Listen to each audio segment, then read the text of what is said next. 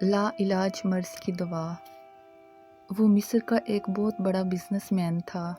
اس کی عمر صرف 50 سال کے لگ بھگ تھی کہ ایک دن اس کو دل میں تکلیف کا احساس ہوا، اور جب اس نے قاہرہ کے سب سے بڑے ہسپتال میں اپنا علاج کروایا تو انہوں نے معذرت کرتے ہوئے اسے یورپ جانے کا کہا۔ یورپ میں تمام ٹیسٹ مکمل کرنے کے بعد وہاں کے ڈاکٹروں نے اسے بتایا کہ تم صرف چند دن کے مہمان ہو، کیونکہ تمہارے دل نے کام کرنا چھوڑ دیا ہے۔ وہ شخص بائی پاس کروا کے مصر واپس آ گیا اور اپنی زندگی کے باقی دن گن گن کر گزارنے لگا۔ ایک دن وہ ایک دکان سے گوشت خرید رہا تھا۔ اس نے دیکھا کہ ایک عورت کسائی کے پھینکے ہوئے چربی کے ٹکڑوں کو جمع کر رہی ہے۔ اس شخص نے عورت سے پوچھا، تم ان کو کیوں جمع کر رہی ہو؟ عورت نے جواب دیا، گھر میں بچے گوشت کھانے کی ضد کر رہے تھے۔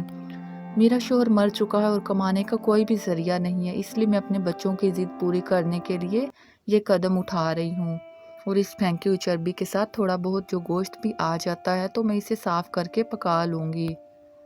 بزنس مین کی آنکھوں میں آنسو آ گئے۔ اس نے سوچا، میری اتنی دولت کا مجھے کیا فائدہ؟ میں تو چند دن کا مہمان ہوں، میری دولت کسی غریب کے کام آ جائے گی تو اس سے اچھی اور بات کیا ہے؟ اس نے اس عورت کو کافی سارا گوشت خرید کر دیا اور کسائی سے کہا، اس عورت کو پہچان لو، وہ جب بھی آئے جتنا بھی گوشت مانگے اسے دے دینا اور پیسے مجھ سے لینا۔ اس واقعے کے بعد وہ شخص اپنے روزمرہ کے معاملات میں مصروف ہو گیا۔ کچھ دن اسے دل میں کسی بھی تکلیف کا احساس نہ ہوا تو اس نے قاہرہ میں موجود لیبارٹری میں دوبارہ ٹیسٹ کروائے تو ڈاکٹروں نے بتایا کہ رپورٹ کے مطابق آپ کے دل میں کوئی بھی مسئلہ نہیں ہے، لیکن تسلی کے لیے آپ دوبارہ یورپ میں چیک اپ کروا کے آئے۔ وہ شخص دوبارہ یورپ گیا، وہاں ٹیسٹ کروائے۔ رپورٹس کے مطابق اس کے دل میں کوئی خرابی سرے سے تھی ہی نہیں۔ ڈاکٹر حیران رہ گئے۔ اس نے پوچھا، آپ نے ایسا کیا کھایا کہ آپ کی بیماری جڑ سے ختم ہو گئی؟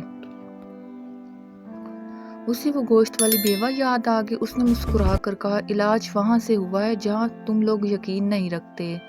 بے شک میرے نبی پاک صلی اللہ علیہ وسلم نے سچ کہا تھا کہ صدقہ ہر بلا کو ٹالتا ہے۔